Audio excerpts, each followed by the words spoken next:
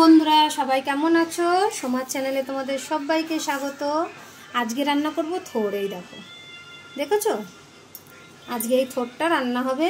আমি থোড়টাকে আগে এইভাবে গায়ের খোলাটা ছাড়িয়ে নেব। এই যে একটা খোলাই ছিল, আমি ছাড়িয়ে নিয়েছি।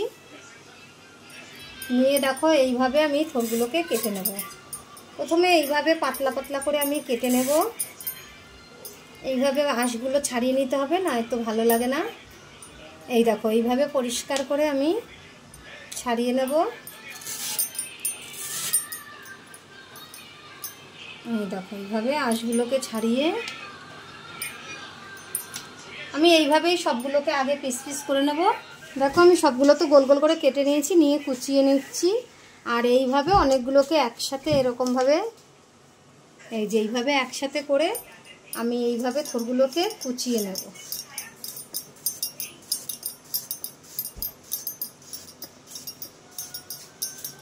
এই দেখো এইভাবে সব থোড়গুলোকে, এই দেখো এইভাবে আমি থোড়গুলোকে কুচিয়ে নিচ্ছি। এই যে থোড়গুলোকে এইভাবে কুচিয়ে নিয়েছি। এখন আমি এই থোড়গুলোতে একটু লবণ মাখাবো। থোড়গুলো তো সব কাটা হয়ে গেছে। এখন দেখো আমি লবণ দিয়ে দিচ্ছি, বেশ খানিকটাই লবণ দিয়ে দিলাম। লবণ দিয়ে আমি এগুলোকে এখন ভালো করে চটকিয়ে নেব।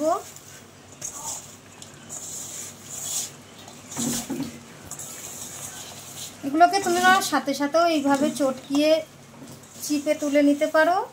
আবার 5 মিনিট তোমরা নুনটা মাখিয়েও রাখতে পারো, তারপরে চটকাতে পারো। দুটোই হয়, তারার সময় আর রেখে দেওয়া লাগে না, এইভাবেই চটকালে হয়ে যায়। দেখো থোড়টাকে চটকিয়ে একদম, এই দেখো কত নরম হয়ে গেছে একদম। এখন এই থোড়গুলোকে একটু এইভাবে ছিঁকড়ে নেব। দেখো কত জল বেরিয়ে গেছে লবণ দিয়ে চটকেছি বলে। এইভাবে সব থোড়টা আমি জলটাকে চিপে বের করে নেব। এই দেখো এইভাবে আমি সব চিপে নেব। দেখো সব থোড়গুলোকে আমি জল ভালো করে ঝরিয়ে চিপে নিয়েছি। এই দেখো এইভাবে সব রেডি করে নিয়েছি। এইবার রান্না করব। কড়াই বসিয়ে দিয়েছি, তেল দিয়ে দিচ্ছি। অনেকটাই থোড়, যার জন্য একটু তেলটাও বেশি লাগবে।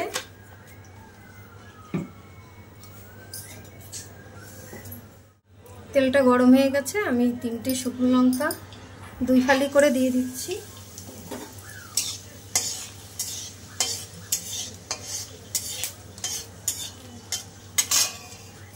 আর থোড়ের পরিমাণ মতন সর্ষে ফোড়নে দিয়ে দিলাম।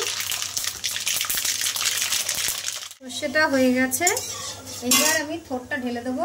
আর এখানে কতগুলো দেখো কাঁচা লঙ্কাও চিড়ে রেখেছি।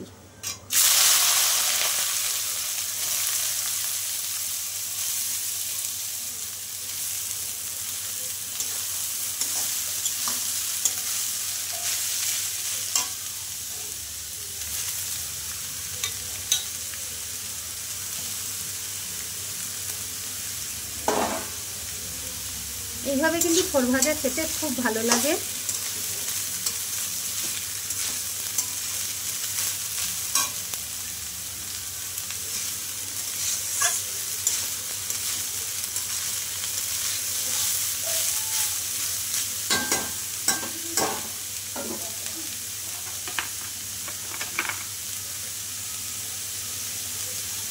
আমি হলুদ দিয়ে দিচ্ছি এবার পরিমাণ মতন।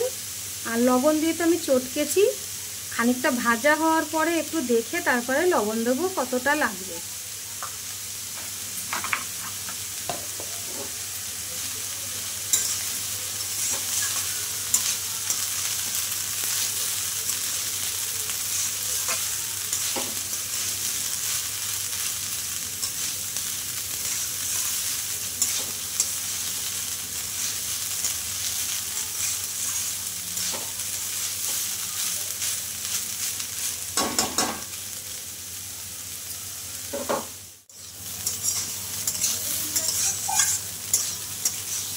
অনেকটাই কিন্তু থোড়টা ভাজা হয়ে গেছে।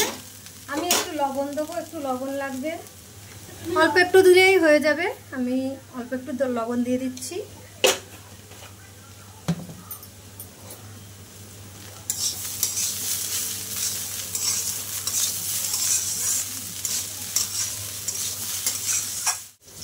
থোরটা কিন্তু ভাজা প্রায় হয়ে এসছে, আর অল্প একটু ভাজা হবে। তো এই সময় আমি একটু চিনি দিয়ে দেবো, কারণ থোর ভাজায় একটু মিষ্টি না হলে কিন্তু ভালো লাগে না। থোর ভাজায় একটু মিষ্টি দিতেই হবে।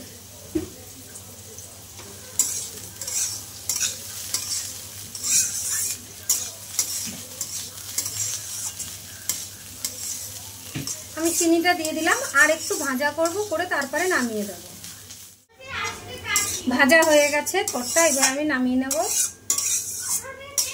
দেখো এইভাবে ভাজা করে নিয়েছি, দেখো কত সুন্দর হয়েছে। থোরটা নামিয়ে নিয়ে তারপরে তোমাদেরকে আবার দেখাচ্ছি। থোর ভাজাটা নামিয়ে নিয়েছি। আজকে কিন্তু থোর ভাজাটা করেছি সম্পূর্ণ নিরামিষভাবে, আর এইভাবেই পেঁয়াজ দিয়ে খেলে পরে কিন্তু পেঁয়াজ দিয়েও খুব ভালো লাগে। আমি একটু নিরামিষভাবে করেছি আজকে। আর যদি তোমরা পেঁয়াজ দিয়ে খেতে চাও তাহলে তেলের উপরে পেঁয়াজটা দিয়ে তারপরে থোরটা দেবে, ওটাও খেতে ভালো লাগে আর এটা খেতেও ভালো লাগে।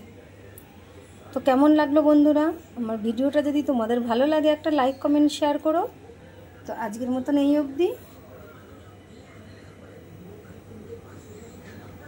টাটা বন্ধুরা।